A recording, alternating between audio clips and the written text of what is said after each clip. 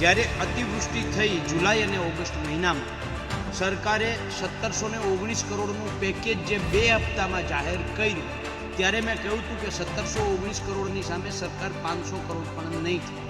Tractor સહાય યોજના જે છે એ ટોટલ 412 કરોડની સામે માત્ર 30 કરોડ ચૂકવવામાં આવ્યા છે.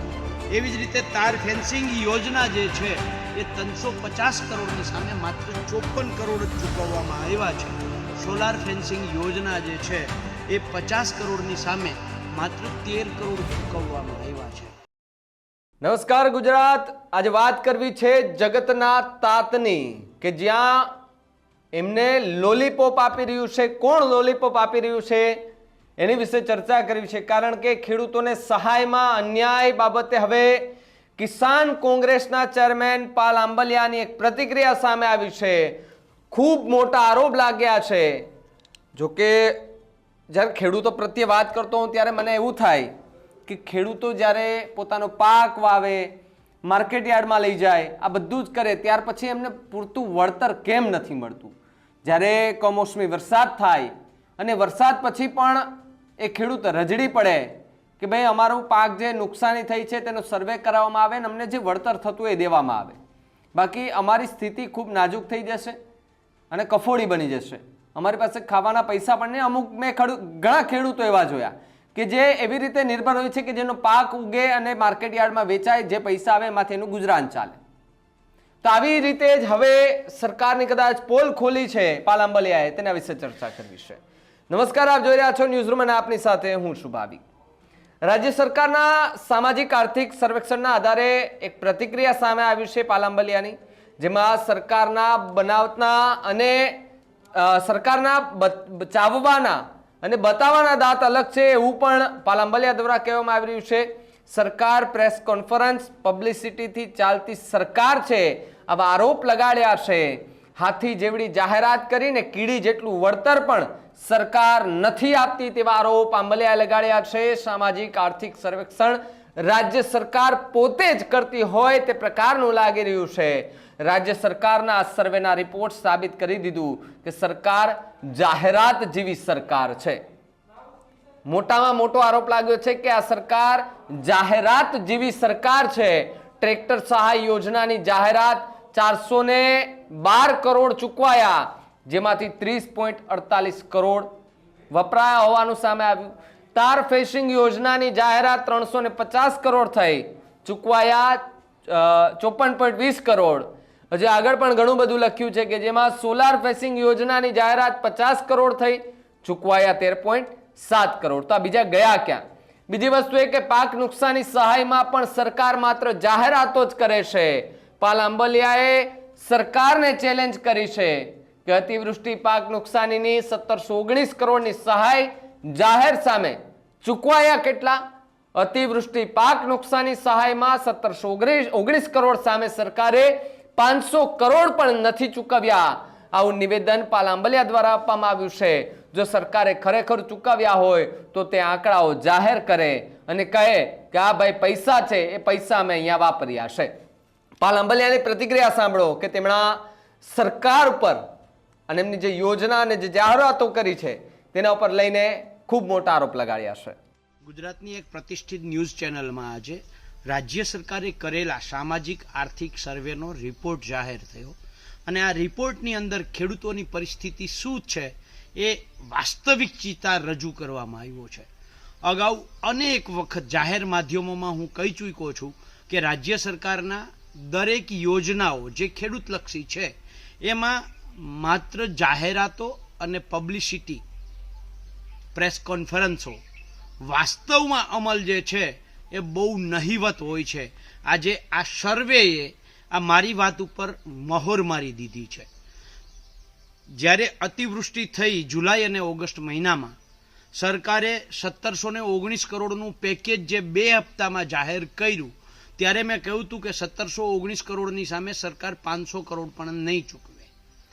આજે જે સર્વેની અંદર રિપોર્ટ આવ્યો છે એ રિપોર્ટની અંદર ટ્રેક્ટર સહાય યોજના જે છે એ ટોટલ 412 કરોડની સામે માત્ર 30 કરોડ ચૂકવવામાં આવ્યા છે. એવી જ રીતે તાર ફેન્સિંગ યોજના જે છે એ 350 કરોડની સામે માત્ર 54 કરોડ જ ચૂકવવામાં આવ્યા છે. સોલાર ફેન્સિંગ યોજના જે છે એ 50 કરોડની સામે માત્ર 13 કરોડ ચૂકવવામાં આવ્યા છે. આનો અર્થ એવો થયો કે 10% થી 20% ટોટલ જાહેરાતની સામે માત્ર સરકાર 10 થી 20% ખેડૂતોને ચૂકવે છે. બાકી મોટી મોટી જાહેરાતો થાય છે, મોટી મોટી પ્રેસ કોન્ફરન્સો થાય છે, મોટી મોટી પબ્લિસિટી થાય છે. અમુક યોજનાઓમાં તો એવું બન્યું છે કે યોજનામાં જેટલા રૂપિયા ચૂકવાયા હોય એના કરતાં તો એનો જાહેરાત ખર્ચ વધારે થયો હોય. હું સરકારને ચેલેન્જ સાથે કહું છું કે જો સરકારની દાનત સાચી હોય, સારી હોય, તો જુલાઈ મહિના માટે જે 419 કરોડ અને ઓગસ્ટ મહિના માટે સરકારે જે 1400 કરોડનું પેકેજ જાહેર કર્યું હતું એની સામે ખરેખર ચૂકવાયા છે કેટલા. અને બહુ મહત્વની વસ્તુ, ઓક્ટોબર મહિનાની અંદર જે કમોસમી વરસાદ થયો એનું સરકારે સર્વે તો ખૂબ કર્યું છે. એના માટે કેટલા રૂપિયા ફાળવ્યા એની કોઈ વાત હજી સુધી કરી નથી. કેટલા ચૂકવાયા એની કોઈ વાત કરી નથી. ત્યારે સરકારને મારે આજે સીધો સવાલ છે કે તમારા દેખાડવાના અને ચાવવાના અલગ ન હોય તો જુલાઈ ઓગસ્ટમાં જે જાહેરાત થઈ છે એની સામે કેટલા ચૂકવાયા છે આ આંકડો જાહેર કરો. ઓક્ટોબર મહિનામાં જે કમોસમી વરસાદ થયો એમાં કેટલા તમે ફાળવ્યા અને કેટલા ચૂકવા આ રકમ જાહેર કરો. દૂધનું દૂધ, પાણીનું પાણી થઈ જશે.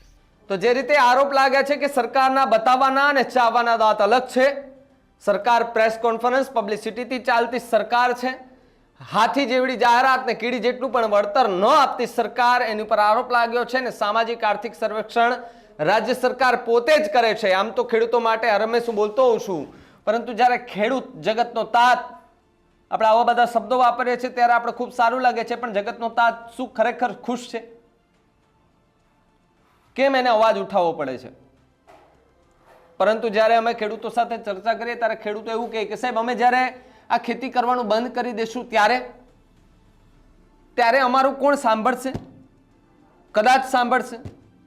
ખેડૂત કેમ લોકોને નડે છે, આ સરકારને કેમ નડે છે એવા આરોપ લાગે છે હરેક વખતે કે ભાઈ ખેડૂતો તમારું શું બગાડ્યું? જે લોકો ગૌચરની જમીન પચાવી પાડે છે તો પછી એ આંખલાઓ અને ગાયો રસ્તા પર રજડી પડે છે. તો એ આપણે એવું કહે કે ભાઈ એ ખેડૂતોનો વાંક, ખેડૂતો એમને દૂધ દોઈ અને ગાયોને અને ભેંસોને રસ્તા ઉપર મૂકી દે. પણ સાહેબ એ ખેડૂતોનો તો વાંકઈ નથી. આ 4 પગવાળા આંખલાઓ કે જેમણે એ ગૌચરની જમીન પચાવી પાડી હોય અને ગૌચરની જમીન પચાવી પાડ્યા પછી એ ખેડૂત બિચારો હોય ગાયોને ભેંસોને રાખે ક્યાં? એટલે એની પાસે છૂટકો ન હોય એટલા માટે થઈને છૂટી મૂકતા હોય છે. બાકી ક્યાં એવો ખેડૂત છે કે સાહેબ પોતાની વાલસોઈએ ગાયોને પણ કે જેનાથી એનું ગુજરાન ચાલતું એવી ગાયોને રખડતી મૂકે, ભટકતી મૂકે? એમને પણ ખબર છે કે ભાઈ અકસ્માતો અનેક વખત થાય છે, તો ભાઈ આ ગાયો રસ્તામાં બેઠી હોય તો અકસ્માતો થાય. તો એમાં ખેડૂતોનો શું વા? ખેડૂતને તો કશું ખબર નથી હોતી કે ભાઈ પોતાની ગાય ક્યાં જાય છે. આ તો એનો સમય થાય ત્યારે ગાય એક કહેવાય ને કે ગાયમાં પણ એક બુદ્ધિ છે કે સમય થાય ત્યારે પોતાના માલિક પાસે આવી જતી હોય છે. એટલે સરકારે પણ વિચારવાની જરૂર છે ને. જે વાયદાઓ કર્યો એટલે કે કરોડો રૂપિયાની જે વાત કરવામાં આવે તો એ કરોડો રૂપિયા નથી વપરાય તો બીજા રૂપિયા ગયા ક્યાં? મતલબ કે 500 કરોડની વાત થઈ એમાંથી 200 કરોડ વપરાયા તો 500 કરોડની જાહેરાત નથી, 300 કરોડ ગયા ક્યાં? હિસાબ હોય તો આપી દો તમે સાહેબ. વિપક્ષનો મુદ્દો એ છે કે જે હિસાબ છે હિસાબ આપો, આંકડો રજૂ કરો જેથી કરીને ખબર પડે કે બીજા પૈસા ગયા ક્યાં. ભ્રષ્ટાચાર નથી થઈ ગયો ને સાહેબ? જો આવું તમને લાગતું હોય તો કમેન્ટ કરીને ખાસ જણાવજો. કારણ કે હર વખતે ખેડૂતોને રાતા પાણીએ રોવાનો વારો આવતો હોય છે અને ખેડૂતો પોતે એની માંગણીઓ સ્વીકારાય નહીં તો પછી એ રજૂઆતો અને આવેદનોને દેતો હોય છે. અમુક એવા ચક્રવ્યૂહમાં ફસાઈ જાય પછી એની પાસે બીજો કોઈ ઉપાય ન રહે, એના ઘર પરિવારનું વિચાર્યા વગર એ ખોટું ઊંધું પગલું ભરી લેતી હોય છે ત્યારે પણ સરકાર એની સામે કોઈ ધ્યાન નથી દેતી. આજની વાસ્તવિકતા છે. આખા મુદ્દે તમારું શું માનવું છે એમને કમેન્ટ કરીને ખાસ જણાવજો. જોતા રહેજો ન્યૂઝ રૂમ. નમસ્કાર.